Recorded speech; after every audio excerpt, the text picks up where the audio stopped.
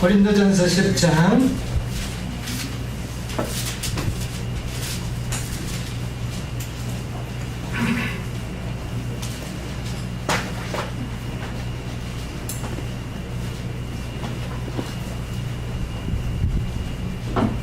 일절로 붙어 있는 말씀을 제가 읽겠습니다.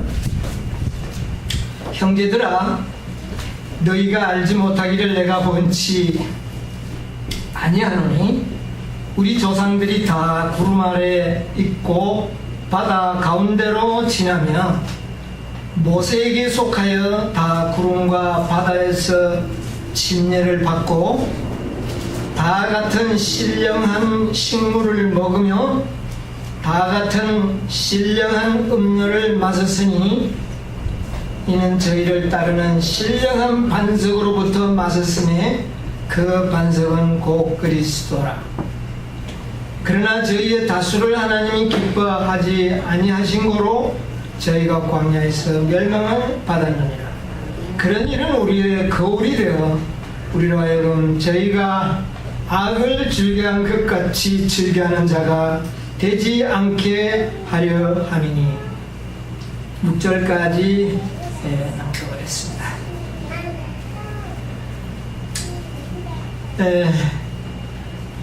이스라엘 백성들의 역사는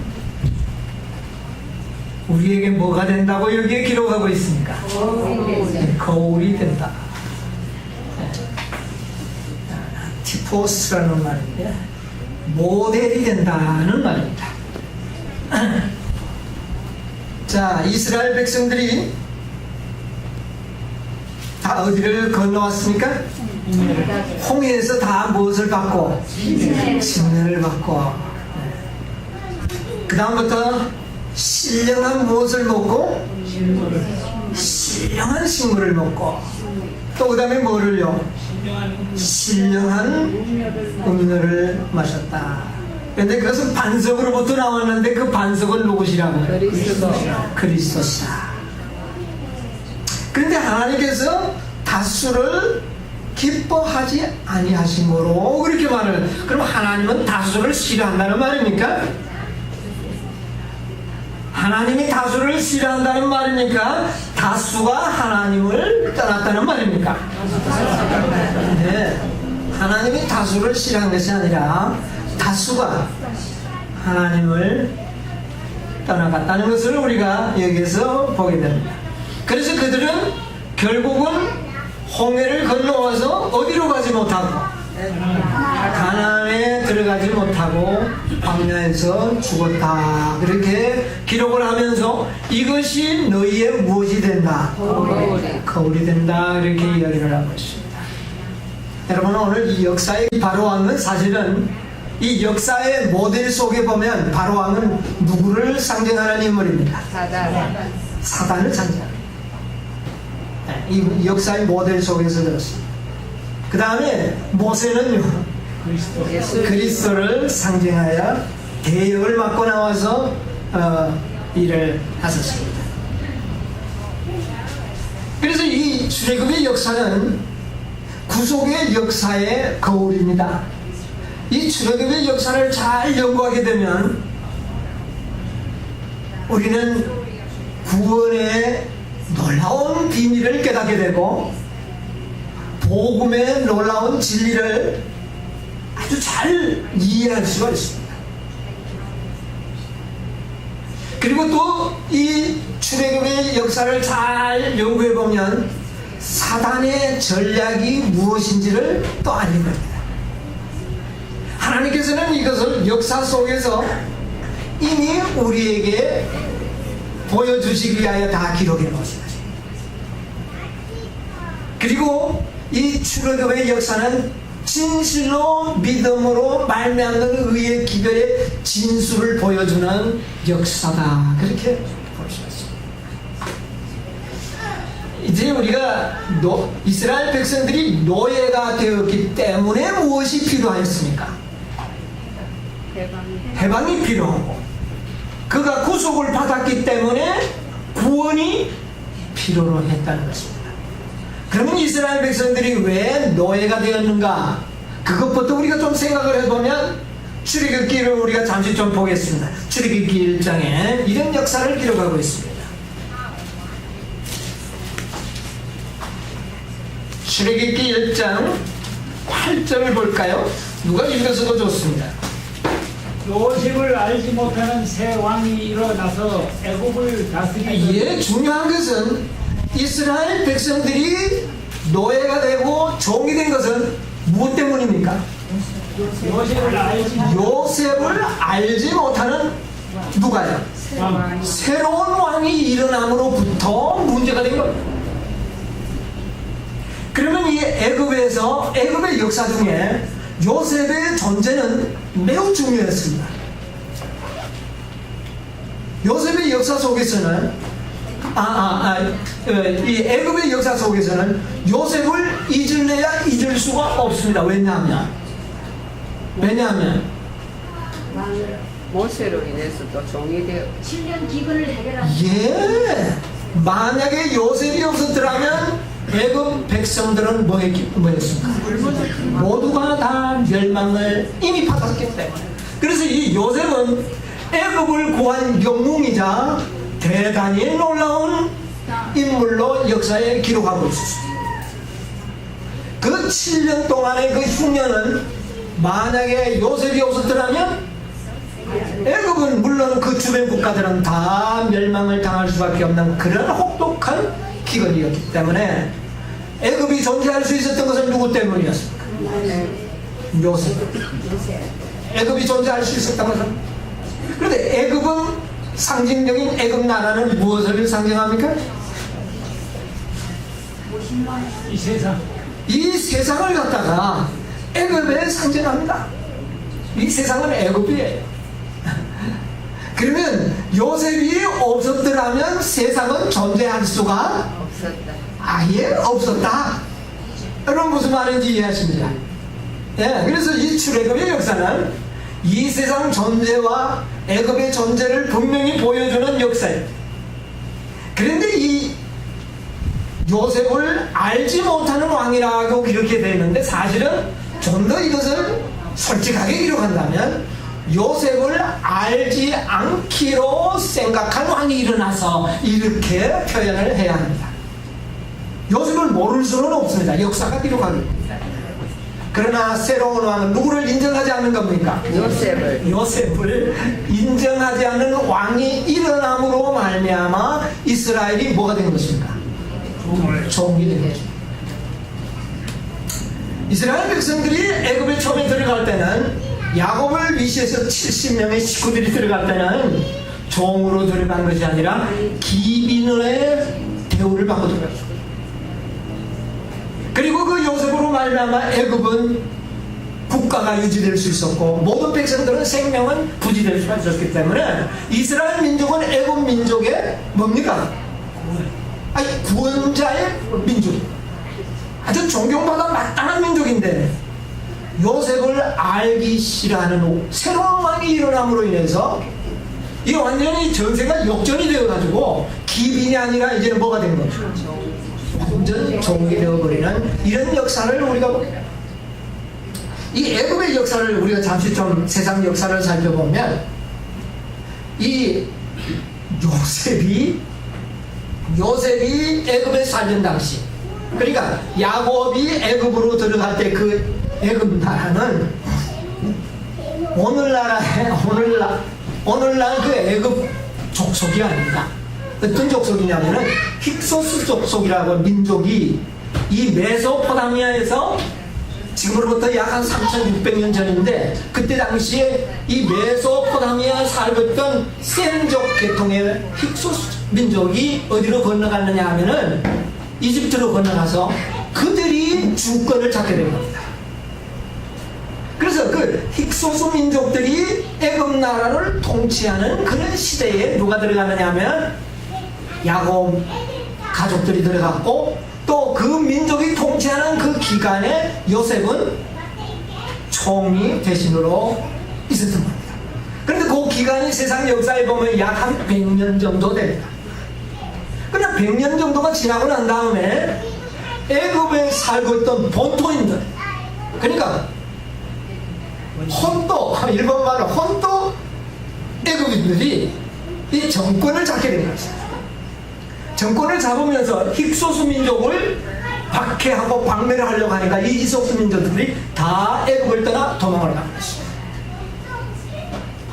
그래서 이때 그 세워진 왕은 힉소스 민족을 미워할 뿐만 아니라 힉소스 족속들에 의하여 종기를 받았던 이스라엘 민족을 어떻게 할까? 기빈 대접을 해줄까요? 아닙니다. 그때부터 이스라엘 민족도 역시 힉소스 민족과 상당히 가까운 사이에 있었기 때문에 이스라엘 족속을 싫어했는데, 그러나 이 애굽 세 왕은 이스라엘을 내보내기를 원치 않고 그 민족을 노예로 삼고 그들이 애굽에서 나가지 못하도록 정책을 하게 된 것입니다. 그래서 이 왕이 일어남으로부터 이때부터 이들은 이스라엘 민족은 노예로 전락하게 되는 것입니다. 그러니까 애굽 나라의 하나의 정변이 일어나는 것이죠. 완전히 정권이 바뀌어버리는 그런 역사가 일어남으로 통해서 이 요셉을 알지 않기로, 요셉이 누구냐 그까짓 것 이렇게 하는 애굽 본토인들에 의해서 이스라엘 민족은 노예로 전락하고 갑니다. 그리고는 힉소스 민족들처럼 이 애굽을 떠나버릴까봐 두려워서 그들을 떠나지 못하도록 법으로 올가 묶어놓은 것입니다. 노예로 삼아서. 이것이 바로 이스라엘의 그때의 형편이었고, 이것은 오늘날 이 지구의 역사와 똑같습니다. 본래 인간은 누구의 노예가 아니었습니까? 사단의 노예가 아니었습니다. 그러나 요셉을 알지 않기로 생각하는 누가? 사단, 무슨 뭐로 삼아버릴 것입니까? 노예로 삼은 것입니다. 이런 역사들이, 이 출애굽의 역사는 총체적인 인류의 구속의 역사를 보여주는 역사로 이렇게 하나님께서는 기록을 해놓으신 것입니다. 여기서부터 이제 우리는 노예에서 탈출하고 해방을 얻는 그런 일들이 일어나는데, 이것이 바로 구원이라고 하는, 구속의 경륜이라고 하는 그런 말로 성경과 연애실에 기록이 됩니다. 자, 이런 역사적인 배경을 가지고 이제 우리가 조금 생각을 해보도록 하겠습니다. 그래서 우리가 이 애굽의 바로왕으로부터 이스라엘 백성들이 이제 해방을 받아야 되는데, 근데 여기 보니까 뭐라고 이야기했습니까? 10절에 보니까 1장 10절 한두 강 읽어보실래요? 저희 중에 어떤 이들이 원망하다가 아니요. 자, 우리가 그들에게 대하여 지혜롭게 하자. 두렵건대 그들이 더 많게 되면 전쟁이 일어날 때에 우리 대적과 합하여 우리와 싸우고 이 땅에서 나갈까 하노라. 이 땅에서 어떻게 할까? 나갈까 두려워했다. 그래서 이스라엘에서 꽁꽁 묶어두기 위해서 노예법을 만든 것입니다. 자, 그런데 이 바로왕이 말하기를 이들이 우리보다 더 강하다 그런 표현을 쓰고 있습니다. 9절에 보면 그가 신민에게 이르되 이 백성 이스라엘 조선이 우리보다 더 많고 강하다. 이거는 또 뻥튀기한 말입니다. 왜냐하면 사실은 애굽이 더 강했죠. 최대의 강국이 여기 있으니까요, 역사적으로. 그러나 그것은 이스라엘 백성들을 속박하기 위한 무엇이었습니까? 구실이었습니다. 이들이 우리보다 강하니까, 위험하니까 노예로 삼아서 그들을 억압하지 않으면 안 된다고 하는 구실로 이런 말을 하게 된 것입니다. 자, 그래서 사단이 사람보다는 더 강하죠. 바로왕에게 몇 번이나 기별을 보냈습니까? 10번을 보냈는데 9번을 보낸 이후에 극단의 최고의 기별을 하나님께서 보내줬는데, 그 9번의 기별은 이 바로왕을 회개시키기 위한 하나님의 노력이 들어가. 이 역사 속에서 이 바로는 어떤 재앙에도 어떤 기별에도 굴복하지 않았다고 하는 것입니다. 자, 그것은 이제 바로는 그냥 두고, 바로는 결코 이스라엘을 뭐하지 않았다? 예, 자유를 주지 아니하고 구원을 하나님의 구원을 용인하지 않았다는 것입니다. 확실하죠? 이것은 무엇이냐면은 사단은 결코 우리를 노예에서 어떻게 해요? 내어주지 않아. 놓아주지 않는다는 겁니다. 어떤 일이 있어도 아시겠습니까? 우리의 구원이 어떤 방법으로도 사단은 우리를 결코 놓아주지를 않는다고 하는 것입니다. 그런데 어떻게 굴복이 됐습니까? 무엇 때문에 굴복했죠? 이스라엘 백성들을 속히 나가라고, 너희들 소원대로 하라고, 우리가 금강을 너희들에게 보태주겠다고 돈을 줘서까지 그 민족을 어떻게 했습니까? 자유를 줬습니다. 네, 하나님의 구원을 허락할 수밖에 없었어요. 여러분, 이것은 놀라운 복음입니다. 네, 우리가 겁나서 비슬비슬 도망하는 게 아니었습니다. 확실한 구원. 하나님께서는 우리를 애굽에서 구원하실 때 아주 너무나도 당당하게 구원을 하셨습니다. 아시겠습니까? 오늘 많은 그리스도인들이 항상 주눅 들린 그런 생애를 사는 그리스도인들이 많습니다. 구원 얻기가 아주 이래가 구원 받겠느냐, 아주 구원에 대해서 굉장히 불안한 마음을 갖고 있습니다. 이것은 너무나도 잘못되어 있는 현실입니다. 이스라엘 백성들이 애굽을 떠날 때에 그렇게 떠났습니까? 당당하게 따라. 우리의 구원은요, 하나님께서 우리의 구원을 넉넉히 구원을 주셨습니다. 그것은 무엇으로 말미암아 그렇게 되었습니까? 어린 양이 죽음으로. 죽었을 때에, 하나님의 장자가 죽었을 때 바로왕은 하나님의 백성들을 내주십니다. 하나님을 섬기고자 하는 자들을 붙들어 줄 수 있는 능력이 없어졌다는 말이죠. 여러분, 사단은 어떤 권세를 가지고 있는 존재입니까? 사망의 권세를 가진 존재입니다. 네. 법적으로 사단은 사망의 권세를 가진 자입니다. 법적으로 그렇습니다. 자, 우리 성경 하나 찾아보겠습니다. 고린도전서 15장 56절.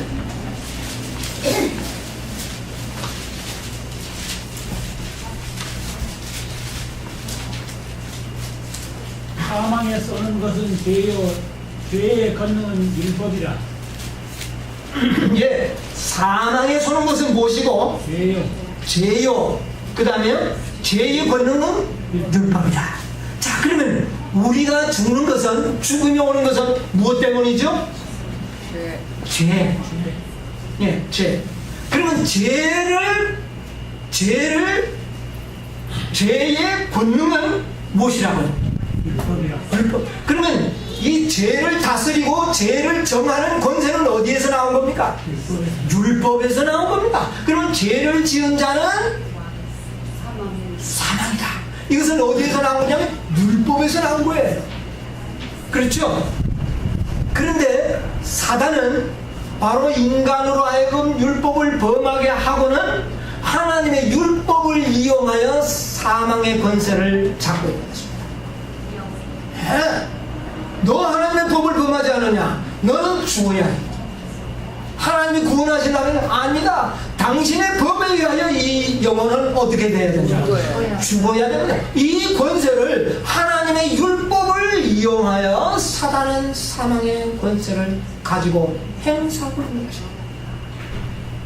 정말 놀라운 일이죠. 자, 그래서 예수님께서는 이 사망의 권세를 깨트려야 됩니다.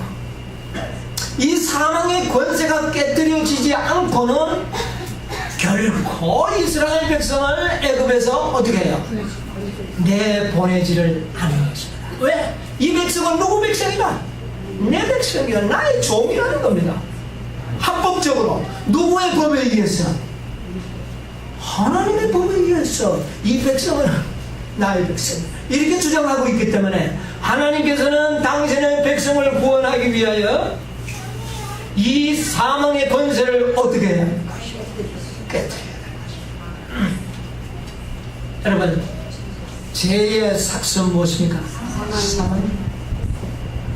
그래서 우리 인류를 창조하시고 율법의 시여자가 되신 바로 그분의 죽음만이 우리를 사망의 권세에서 우리를 어떻게 해요? 구원할 수 있는 것입니다. 그러므로 그분의 죽으심, 유월절 양의 죽으심은 사단은 더 이상 이 백성은 나의 백성이라고 주장할 수 있는 권세가 어떻게 된 겁니까? 부서진 것입니다. 여러분 이해하십니까?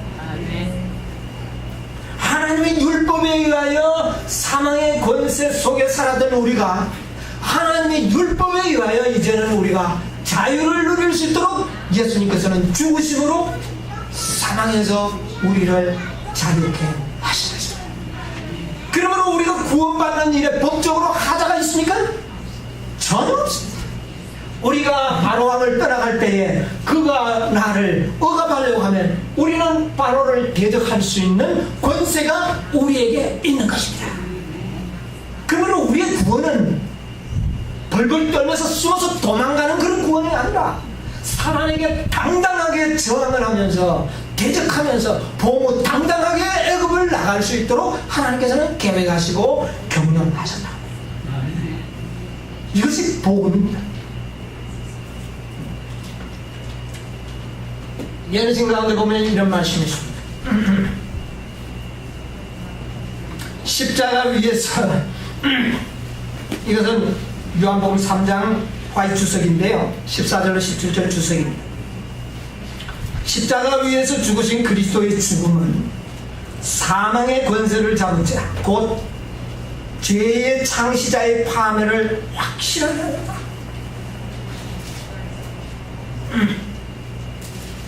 그 다음에 히브리 2장 14절로 18절 주석에는 그리스도의 죽음은 죽음의 권세를 가진 자를 죽음에 처하게 하셨다.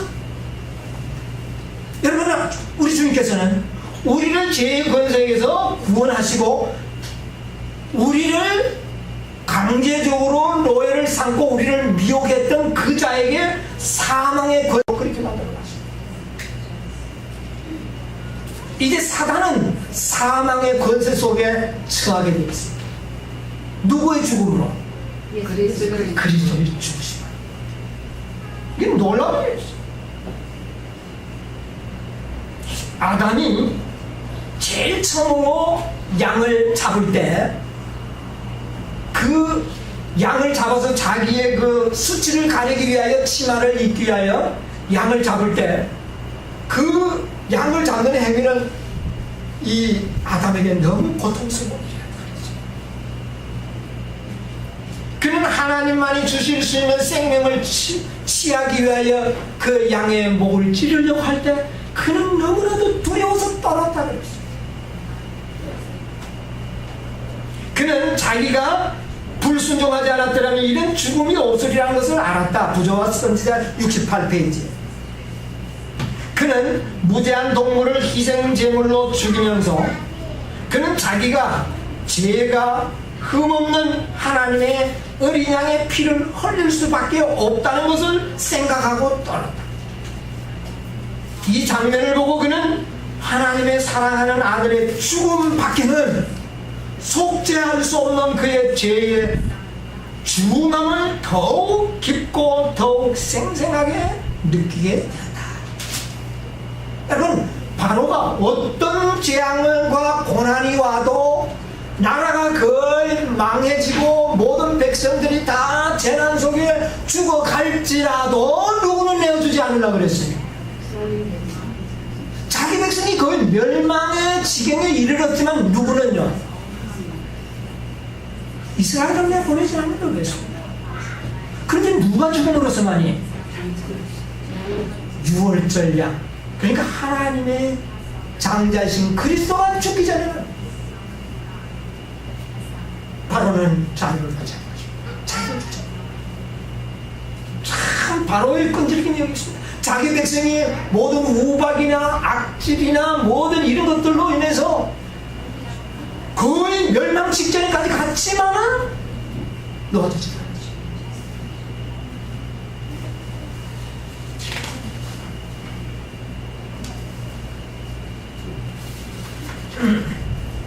그래서 예수 그리스도의 죽으심은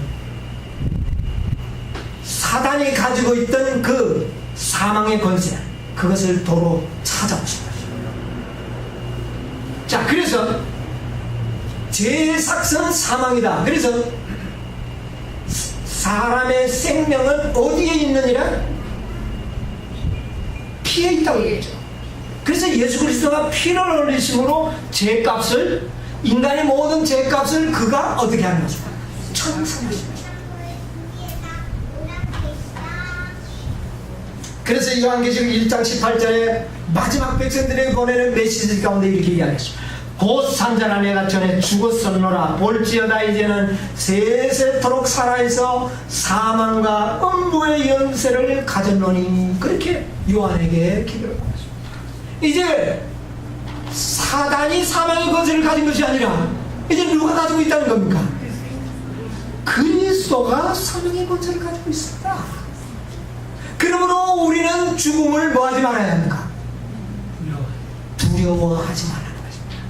왜냐하면 사단은 이스라엘 백성들에게 항상 죽음으로 협박을 해왔기 때문에. 이스라엘 백성들이 남자가 태어나면 어떻게 했습니까? 죽임을 당했습니다. 그래서 항상 이스라엘 백성들은 자기 아들이 죽을까 항상 죽음의 공포 속에 있었다는 것입니다. 그래서 바로왕에게 쩔쩔매면서 그의 말이라고 하는 어떤 일도 거역하지 못하고 순종하며 살아왔던 것이 바로 죄를 지은 인생들의 생애를 보여주는 거예요. 그런데 이제는 사망의 권세가 바로에게 있는 것이 아니라 이제 누구에게 가버렸습니까? 그리스도가 갖고 계신다는 사실을 기억하시다. 여러분, 이제는 사망의 권세가 사단에게 있지 않냐고 그리스도에게 있는 것입니다. 네. 히브리서 2장 14절에 보면 사단이 어떻게 협박을 했습니까? 한번 읽어볼까요?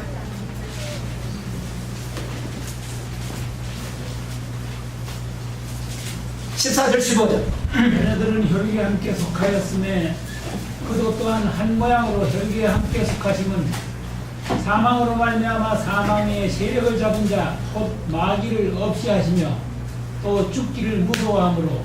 뭐가 무서워서? 죽기를 무서워함으로. 죽는 것이 무서워서 어떻게 해요? 일생에 매여 일생 동안 종로로 다는 모든 자들을 놓아줘야 하시라. 여러분, 이것을 확실히 기억하시기 바랍니다.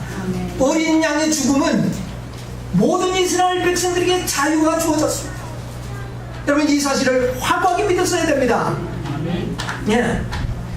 자, 여기에서 우리는 이 역사 속에서 우리의 구원은 행위가 아닌 믿음에 있고 그리스도의 죽으심에 그 공로가 있다는 것이 분명합니다. 왜? 이스라엘 백성들이 어떤 일을 해도 바로는 놓아줬습니까? 안 놓아줬어요. 누구만이, 누구의 무엇만이? 그리스도의 죽음만이 이스라엘에게 뭐가 왔습니까? 자유가 왔습니다. 이게 믿음으로 말하면 여기에 인간의 노력이 개입되면 안 된다는 이야기입니다. 이스라엘의 구원은 전적으로 누구의 죽음입니까? 그리스도의 죽음 때문에 온 것이지 이스라엘 백성들에게 전혀 기인된 것이 1%도 없었다는 것입니다. 그 이유를 이 역사 속에서 우리는 찾아봐야 합니다.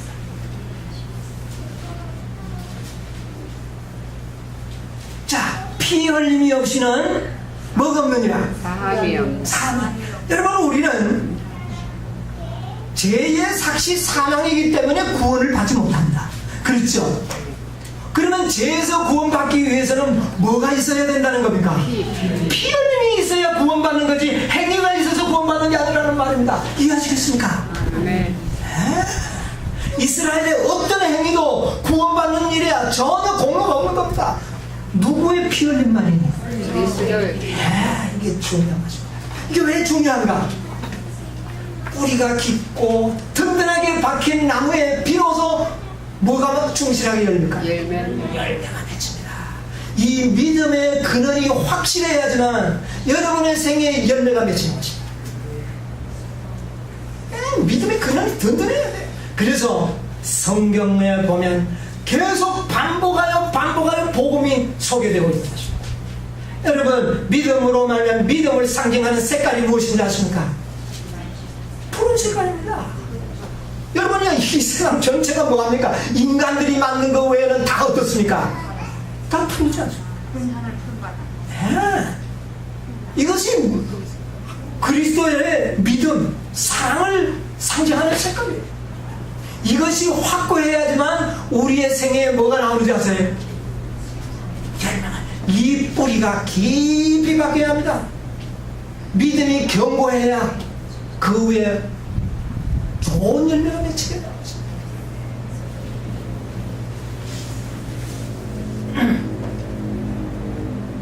자, 모든 말과 이것은 높은 부르심 305페이지에 이런 말씀이 있는데 좀 읽어드릴게요. 모든 말과 행동이 하늘책의 사진이로 찍힘을 기억하라. 조사심판을 이야기합니다.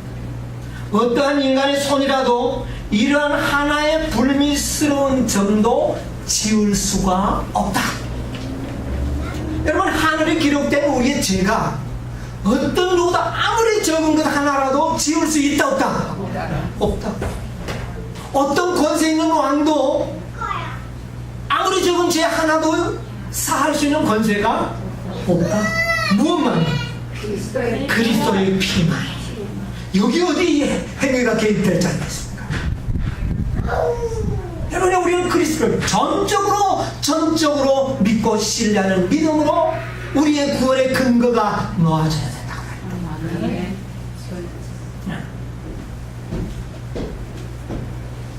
바로왕이 이제 우리가 한번 현실적으로 생각을 해봅시다. 바로왕이 말입니다. 이스라엘 백성들이 하나님의 율법을 잘 지킨다고 그럼 나가라 이렇게 해줄 가능성이 있어요 없어요? 그때 당시에 그들이 율법 지킨다고 바로왕이 내 보내주겠어요? 나는 여호와를 알지 못하건대 그 율법 지키는 거하고 나하고 관계없어. 절대로 맞았잖아. 자, 이스라엘 백성들이 선을 많이 행합니다. 이야, 착한 민족이다. 내가 감동을 받아서 내보내줘야 되겠다. 바로가 그렇게 하겠습니까? 절대로 그런 일은 일어나지 않을 것입니다. 자, 그 다음에 이거 안 되겠다. 우리가 왜 정나는 물리적인 힘을 해가지고 우리 스스로의 힘을 한번 벗어나보자. 이거 인간의 노력입니다. 모세도 그런 방식으로 이스라엘을 해방시키려고 생각했댔습니다. 그래가지고 애굽 사람 한 사람을 어떻게 했습니까? 물리적인 힘으로 죽여보니까 그것이 오히려 불가능하다는 것을 깨닫고 어디로 갔습니까? 도망갈 수밖에 없죠. 이스라엘의 노력으로는, 스스로의 노력으로는 애굽에서 벗어날 능력과 힘이 그들에게는 없었습니다. 자, 애굽은 당대 최고의 강국이었습니다. 누가 그 권세를, 그 힘을 깨뜨리고 나가죠. 그러면 이런 모든 것을 봤을 때 이스라엘 백성들이 구원 얻을 수 있는 가능성은 이스라엘 백성 자신들에게는 1%도 없고 오직 누구의 공로밖에 없었습니까? 그리스도의 공로밖에 없었다는 것. 여러분, 이것이 복음의 근거가 되어야 되는 것입니다. 여기에 우리가 믿음의 깊은 뿌리를 박아요. 자, 그들이 정말 이스라엘 백성들 스스로가 구원을 이룰 수 없는 이유가 또 하나가 있습니다. 이것은 외부적인 요인들이었고 내부적인 요인이 있었는데, 자, 우리 출애굽기 14장에 있는 말씀을 봅니다.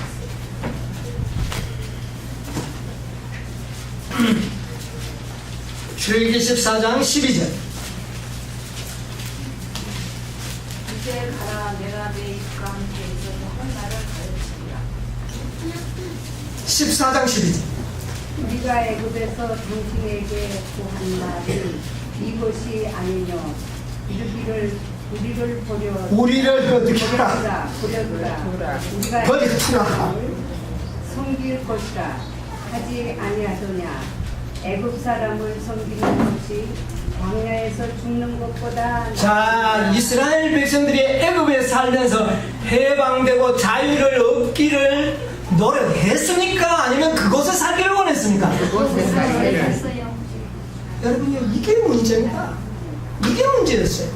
이스라엘 백성들은 애굽에서 비록 노예 생활을 하고 있었지만 애굽에서 떠날 마음이 전혀 없었다는 것입니다. 구속받을 마음이 없었다는 겁니다. 여러분, 그렇다면 애굽을 떠날 마음이 없는 자들에게 노력이 나오겠습니까? 안 나오겠습니까? 여러분, 무슨 말인지 이해하십니까? 우리 인간의 노력이야. 이게 하나님의 선물이요, 회개도 선물이요, 선행도 선물이요, 율법을 지키려고 하는 모든 것이 다 선물이라는 이유가 왠지 아십니까?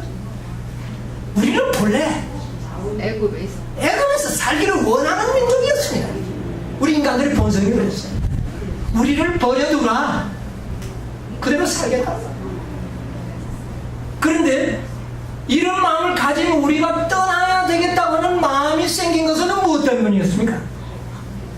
장자 아이가 죽은. 고통과 슬픔 때문이었습니다. 그래서 고통과 슬픔이 여러분 무엇인지 아십니까? 우리를 보는 것입니다.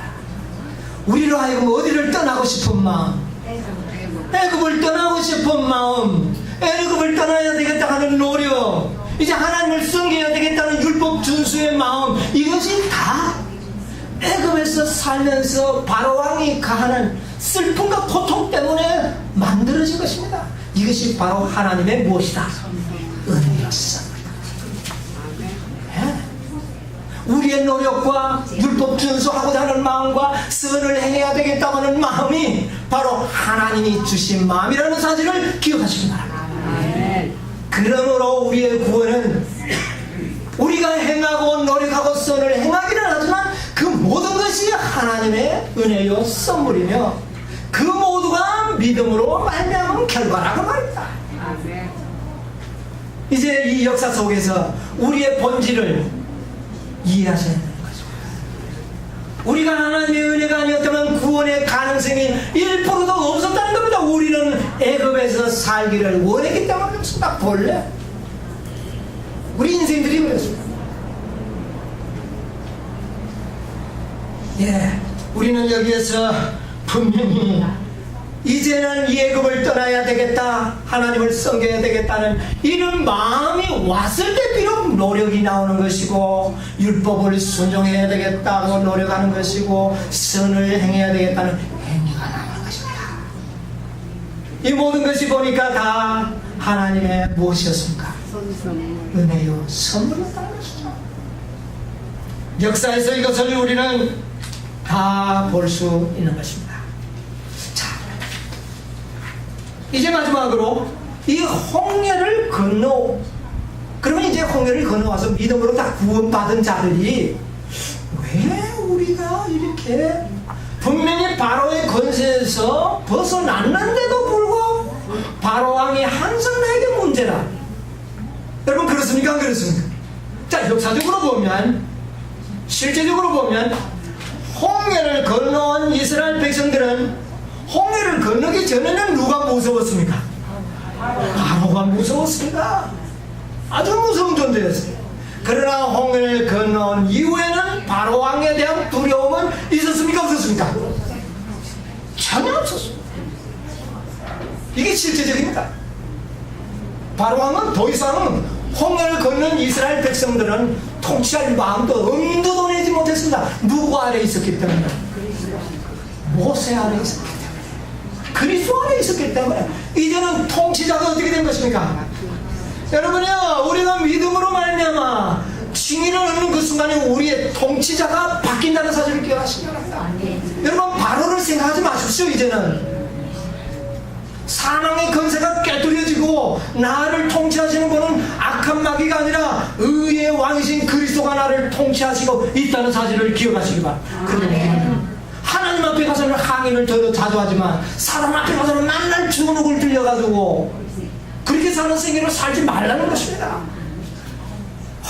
저는요, 저희 경험 가운데 많은 사람들의 이야기를 나눠보면 하나님 앞에 대항하는 사람 참 많이 봤어요. 그런데 사단 앞에는요 항상 벌벌 떨더라고요. 네. 이게 어떤 일입니까 이게? 이게 왜 이럴까요? 여러분 어떻게 믿음으로 살까? 정말 구원받을 수 있을까? 이걸 내가 견딜 수 있을까? 여러분 솔직한 그런 두려움이 있어요 없어요? 이건 다 누가 주는 두려움입니까? 사단이 주는 두려움. 여러분 이 두려움에서 벗어나야 되는 것입니다. 이 두려움을 가지고 있는 자들은 구원 얻기가 매우 매우 어렵습니다. 그 이유를 알아야 되지 않겠습니까? 에? 그 이유가 왜 그러냐는 말이에요. 왜 그럴까요? 이것이 역사 속에 기록이 되어 있어요.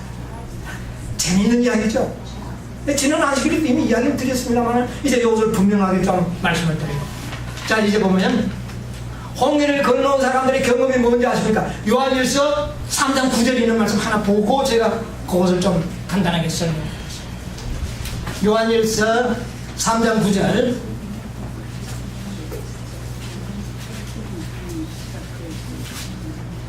하나님께로 떠난 자마다 죄를 짓지 아니하나니. 자 진실로 홍해를 제대로 걷는 사람은 바로왕이 죄를 짓도록 하는 거 아닙니까? 그렇죠?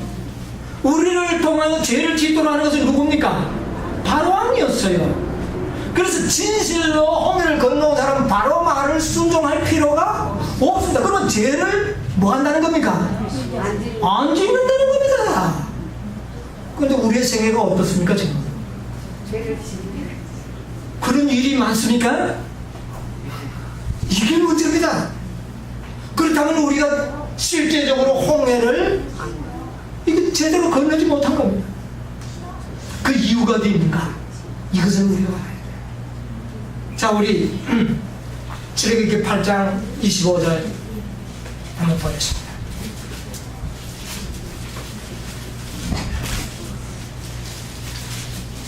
장 25절 바로가 모세와 아론을 불러 이르되 너희는 가서 이 땅에서 너희 하나님께 제사를 드리라. 자, 이 바로가 아주 이 재앙 때문에 파리 재앙이 왔을 때에 모세와 아론을 불러가지고 뭐라고 이야기했습니까? 자, 너희들 하나님을 섬기는 것은 좋지만은 어디서 섬기라? 이 땅에서 이 애굽에서 섬기라. 여러분 오늘 이게 문제입니다.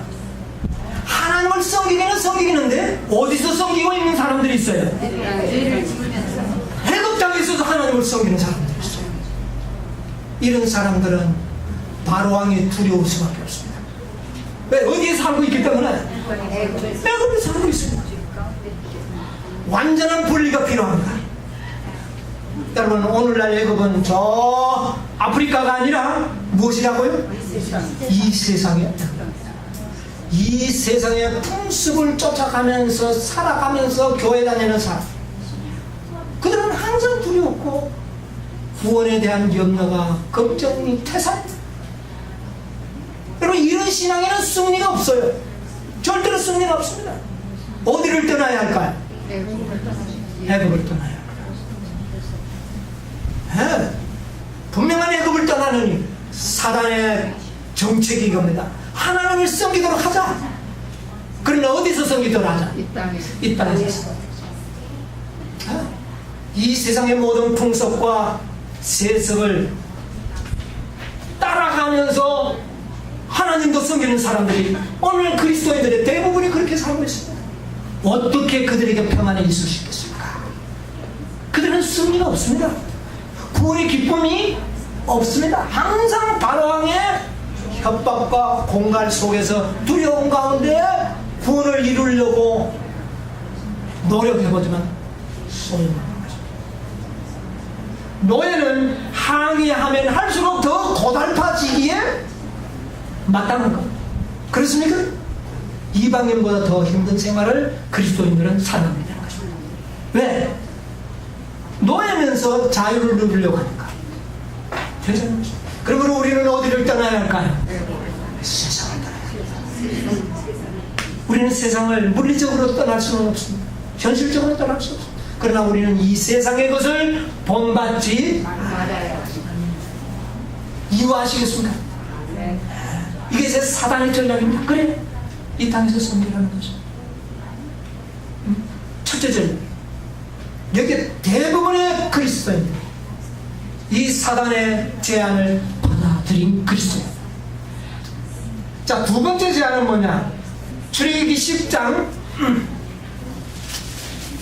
8절. 모세와 아론을 바로에게로 다시 데려오니 바로가 그들에게 이르되 가서 너희 하나님 여호와를 섬기라. 갈자는 누구냐? 11절. 그는 그가 하니 너희 남성만 가서 여호와를 섬기라. 이것이 너희의 권한이라.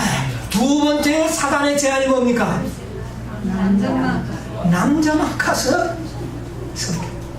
이게 두 번째 사단의 작전. 자, 예언의 신이라는 말씀을 하나 또 읽어드려야 되겠습니다. 목사에게 보내는 은총은 511페이지에 보면 모든 사람은 사악함으로 가득 차 있는 세상으로부터 분리되어야 한다. 여러분이요, 분리의 원칙은 매우 중요합니다. 분리되지 않으면 구원받지 못합니다. 아무리 어린 양이 죽어도 어디에서 분리되지 않냐면 애굽에서 떨어져. 이것을 알아요. 우리는 잠시 동안 하나님과 동행하다가 그 후에 그분으로부터 떨어져 나가 우리 자신이 불 붙여놓은 불꽃 속에서 행해서는 안 된다. 지속적인 신앙이 필요하다. 어린 양이 어디로 인도하든지 따라가야 된다. 자, 그 다음에 남정네들만 가라. 여러분, 여기에 사단의 작전이 뭘까요? 자, 현실적으로는 우리가 지난 안식일도 제가 조금 이야기드렸지만 남자들이 갔다면 처자는 지금 어디에 있습니까? 애굽에 있고, 자기만 나가면 좀 있다면 누구 생각 나갔습니까? 처자들 생각나서 애굽이 그리워질 겁니다. 예, 이게 사단의 작전이거든요. 그럼 오늘날은 이 세상의 애굽인데 이것은 무엇을 의미하는 겁니까? 남정네들만 가라. 그러면 여자들은 뭐 아무 관계가 없고 남자만 해당되는 게 아니고, 이 말씀의 뜻이 뭐냐면은 마태복음 10장에 있는 말씀을 좀 10장 37절. 아버지나 어머니를 나보다 더 사랑하는 자는 내게 합당하지 아니하고 아들이나 딸을 나보다 더 사랑하는 자도 내게 합당하지 아니하고. 예, 바로 이 말씀. 오늘 많은 그리스도인들이 가족에 대한 애정이 너무 짙어서, 또 우정이 너무 짙어서, 교우관계가 너무 짙어서 누구보다 더 사랑할 때, 그리스도보다 더 사랑할 때, 이것은 마치 처자를 애굽 땅에 두고 남자들만 가는 그런 출애굽, 여기에는 승리가 없는 것입니다. 완전한 구원이 보장되지 않습니다. 여러분, 많은 그리스도인들 중에 이것이 올무가 되어서 올바른 신앙생활을 하지 못하는 많은 그리스도인들 있습니다. 예를 들면 이곳이 진리인 줄 알지만 아내의 반대가, 가정 불화가 들어와서 진리를 순종하지 못하는 많은 부류들이, 이 부류에 속하는 사람들, 자칫하면 이들은 구원을 잃어버릴 위험이 매우 높은 것입니다. 혹시 가서 안 돌아올 수도 있겠죠. 그러나 돌아올 가능성은 항상 있다는 거죠. 여러분, 그러므로 세상에 뻗쳐있는 덩쿨 손을 어떻게 해야 된다는 거예요? 이것이 사단의 두 번째 작전. 자, 시간이 없으니까 예언에서는 제가 읽지 않고요. 세 번째 작전을 좀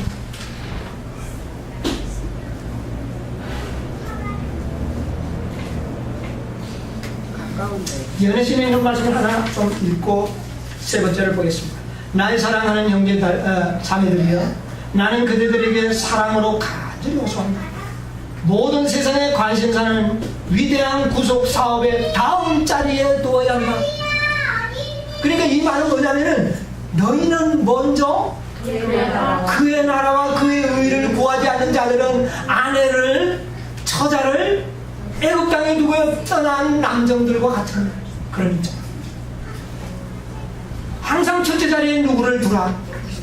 그리스도를 두는 자들만이 온전한 구원을 쟁취할 것이다. 바로왕의 두려움에서 완전히 해방될 것이다. 자, 세 번째는 출애굽기 10장 24절.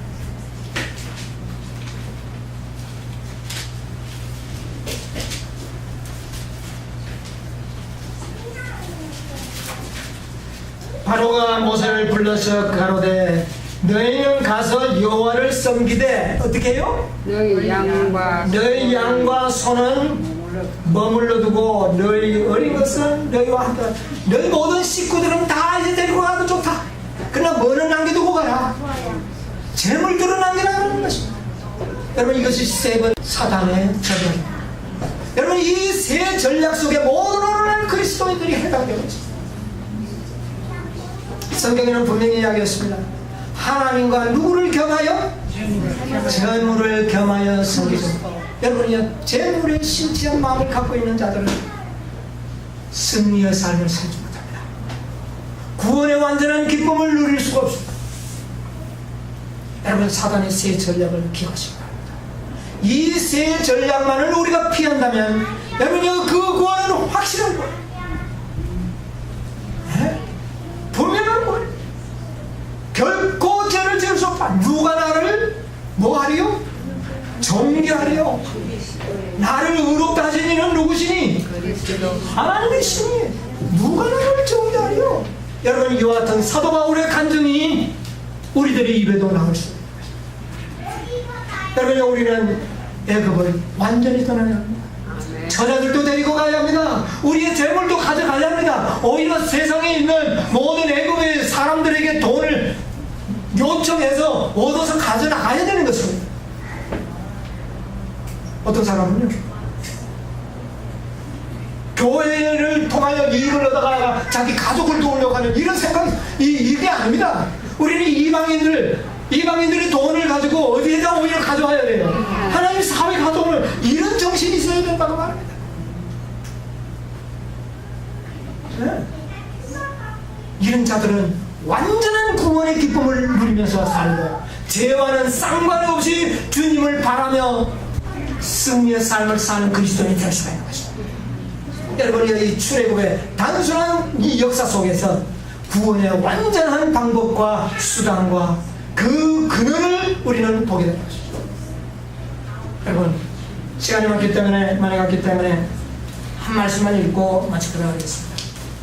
그리스도인이라고 말은 하지만 세상의 모습을 그대로 가지고 있고 예정을 하나님께 두지 않고 있는 사람들이 많이 있다. 그들은 하나님과 재물의 신을 겸하여 섬기려 하는 사람들, 그 두 마음을 품은 자. 그러나 세상의 부족해서는 하나님과 재물을 겸하여 섬길 수 없느니라고 말씀하신다. 두 주인을 섬기려 하기 때문에 그들은 모든 게 안정성이 없고 신뢰할 수 없는 사람이 된다. 겉으로는 하나님을 섬기고 있지만 마음으로는 사단에게 굴복하고 있습니다. 죄를 품고 있는 자들이다. 완전한 구원의 기쁨을 누리시게 되기를 바랍니다. 사단은 우리를 더 이상 붙들어 줄 수 있는 권세가 없습니다. 협박은 할 수 있는지 모르지만 그것은 합법성이 전혀 없는, 여러분이 우리는 완전한 구원을 누릴 수가 있다는 사실을 기억하시기 바랍니다. 놀라운 이 구원을 통하여 하나님께 영광을 돌리고 정말 구원의 기쁨을 누리면서 사는 그런 참남은 구원을 누리는 백성들이 되시기를 간절히 바라면서 오늘 말씀을 마치겠습니다.